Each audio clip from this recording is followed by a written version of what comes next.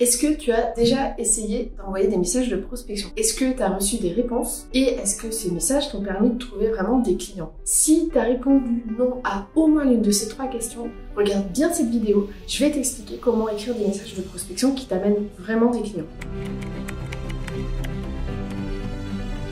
Depuis 2018, j'aide les freelances à développer leur activité et je me rends compte qu'ils ont un très gros problème avec la prospection, c'est qu'ils savent pas quoi dire à leurs prospects. Ça, souvent, ça donne lieu à 2 situations et t'es peut-être dans une de ces situations en ce moment. La première, c'est que, du coup, tu sais tellement pas quoi dire que t'as peur de prospecter et t'oses pas le faire. Donc, t'envoies de nouveaux messages à personne et les seules missions que tu as, c'est celles qui arrivent par ton réseau ou par les plateformes. Ça suffit pas et tu sais qu'il faut trouver plus de clients. Ou alors, t'as quand même essayé de prospecter, t'as envoyé des messages, mais tes messages sont pas assez percutants, donc soit t'as pas de retour, soit quand t'en as, tu sais pas trop comment rebondir, et donc ces gens-là, t'as du mal à les convertir en clients. Je me suis retrouvée un peu dans la même situation il y a quelques années, juste avant mon congé maternité. Je voulais être plus de clients réguliers parce que, avant de m'arrêter, je voulais stabiliser mon chiffre d'affaires. Donc au début, j'avais pas trop envie de prospecter, j'osais pas, mais j'ai quand même essayé de le faire et c'était franchement la cata. Ça donnait rien et je crois que j'ai envoyé 40 messages, j'ai eu 0 réponse. Je me suis dit que je m'y prenais pas bien. J'ai décidé de tester une nouvelle approche et là ça a fonctionné. J'ai pu trouver, grâce à cette méthode de prospection un peu différente, 2 clients. Et j'ai pu partir en congé maternité un peu plus tranquille, on va dire. Donc si t'as pas encore osé prospecter, mais que tu sais vraiment qu'il faut le faire, c'est pas grave parce qu'avec cette vidéo, tu vas avoir des pistes pour commencer à prospecter avec une vraie méthode. Et si t'as déjà essayé de prospecter mais que t'as été déçu des résultats, je suis sûre que c'est parce que t'as fait une de ces 3 erreurs. T'as parlé trop de toi, un peu comme si tu envoyais une lettre de motivation pour une offre d'emploi. T'as été trop agressif, t'as tout de suite essayé de vendre alors que le prospect t'avait rien demandé. Ou alors t'as été trop vague, t'as juste essayé d'entrer en contact et t'as pas réussi à générer une vraie discussion. Tout ça, c'est des erreurs que je vois très fréquemment quand les freelances me demandent leur avis sur leur message de prospection et c'est vraiment des grosses erreurs à éviter à tout prix. Tes messages de prospection, ils doivent t'aider à atteindre 3 objectifs à la suite dans l'ordre suivant. Premier objectif, attirer l'attention de ton prospect. Deuxième objectif, lui donner confiance et lui donner envie d'en savoir plus. Et troisième objectif, l'inciter à passer à l'étape suivante avec toi. On va prendre ces 3 objectifs point par point et puis on va voir comment ils peuvent se mettre en place sur ta situation à toi. Mets-toi à la place de ton prospect. Tous les jours, il reçoit plein de mails, plein de messages directs. Et souvent, dedans, il y a du spam, il y a des gens qui connaissent ni Adam ni Dev qui essaient de lui vendre des choses. Donc si tu veux qu'il décide de lire ton message, faut mettre le paquet pour l'intéresser. Si tu prospectes par mail, ça se passe dès l'objet du mail. Si tu prospectes par LinkedIn ou par Insta, c'est la première ligne de ton message qui est super importante pour ça et qui doit accrocher son attention. Donc, tu as une seule chance de faire une première bonne impression. À ce moment-là, tu dois lui parler de quelque chose qui l'intéresse beaucoup et bien sûr qui a un rapport avec ce que tu peux faire pour lui. Si tu as bien travaillé ta cible, tu es censé savoir ce qui est important pour elle et quels problèmes graves, compliqués elle rencontre actuellement. Si en regardant la vidéo, là tu te dis que en fait tu sais pas encore trop quels sont les problèmes importants de ta cible, ça veut dire que ta première étape, ça doit être ça, bien comprendre ton marché. Donc pour t'aider à voir ce que ça peut être concrètement, je vais te donner quelques exemples. Si tu es créateur de site web, les problèmes de tes clients, ça peut être d'avoir un site qui est trop long à charger, qui s'affiche pas bien sur mobile, qui a pas de fonctionnalité e-commerce, sur lequel c'est compliqué de naviguer par exemple. Si tu fais de la publicité en ligne, les problèmes de tes clients, ça peut être que leurs pubs sont pas rentables, qu'ils n'ont pas le temps de s'en occuper, qu'ils savent pas comment cibler. Si tu es community manager, les problèmes de ta cible, ça peut être qu'ils n'ont pas assez de visibilité sur leur post, que leur post leur amène pas assez de ventes, que ça leur prend trop de temps de gérer tout ça, qu'ils savent pas quoi raconter, qu'ils ont pas le temps d'interagir avec leurs followers. Et tout ça, c'est un point de départ, mais on peut aller encore plus loin quand on fait un travail de segmentation de sa clientèle. Là encore, je vais te donner 2 exemples de problèmes ultra segmentés. Il y a quelques temps, j'ai accompagné un freelance qui était créateur de site web et il voulait proposer des prestations de création de site internet au salon de coiffure. En analysant le marché, il se rend compte que souvent les salons de coiffure, ils ont déjà un petit site vitrine qui est pas terrible.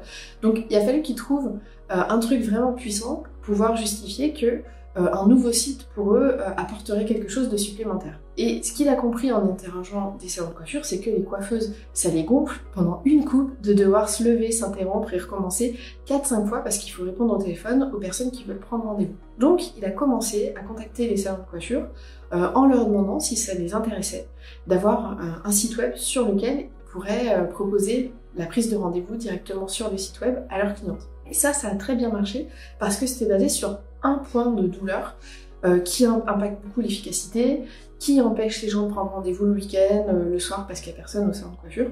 Et ça a très bien fonctionné. Moi, j'ai beaucoup travaillé avec des hôtels et je savais que l'un de leurs problèmes, c'était que la majorité de leurs réservations arrivaient par Booking, qui est un intermédiaire qui prend 30% de commission. Donc en fait, il y a très peu de marge pour les hôtels qui réservent par Booking. En plus, un hôtel qui a une réservation par Booking, il a du mal à fidéliser le client parce qu'il ne peut pas lui envoyer une newsletter. Ça, c'était des vrais problèmes très importants. C'est sur ça que j'ai basé ma prospection.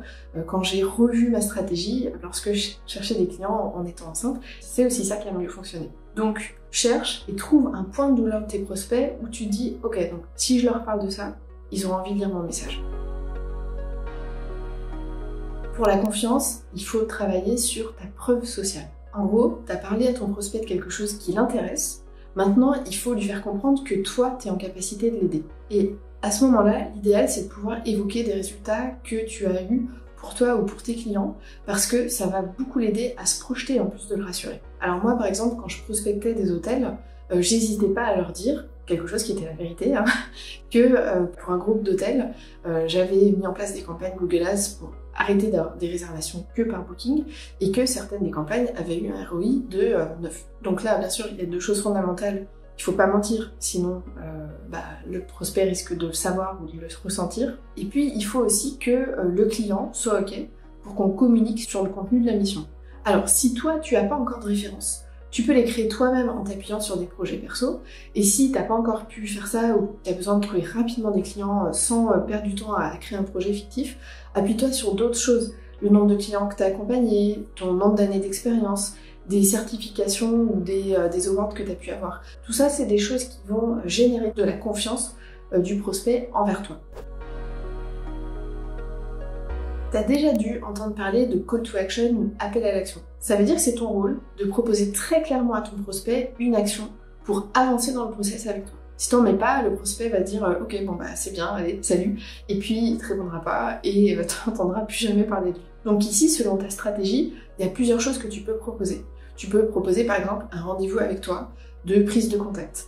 Ça, si la personne ne te connaît pas encore, je te conseille pas de lui proposer ça parce que ça peut être très engageant et on peut avoir des prospects qui vont se braquer et donc t'es grillé. Ou alors, tu peux lui poser une question qui va toi te permettre de le qualifier et de rebondir pour valider s'il y a un besoin ou pas. Par exemple, tu peux lui demander de savoir s'il a déjà envisagé de créer un compte TikTok, de refaire son site, de créer une application, en fonction de ce que toi t'es capable de faire pour lui.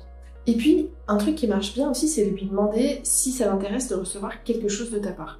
Moi, ce que je faisais avec les hôtels, c'est que je leur proposais de recevoir un guide dans lequel j'expliquais la méthode à mettre en place pour avoir des réservations en direct sur son site internet. Ils aimaient bien, ça me permettait moi de les faire avancer dans leur réflexion d'achat et dans la conscience qu'ils avaient de l'importance de mettre en place des campagnes. Ça me facilitait le travail et ça générait de la confiance et ça les aidait à se projeter. Voilà l'anatomie d'un bon message de prospection. Je te montre un exemple de ce que moi j'ai utilisé par le passé pour trouver des hôtels avec qui travailler. Première étape, c'est d'attirer leur attention et je leur parle d'un truc qui est important pour eux.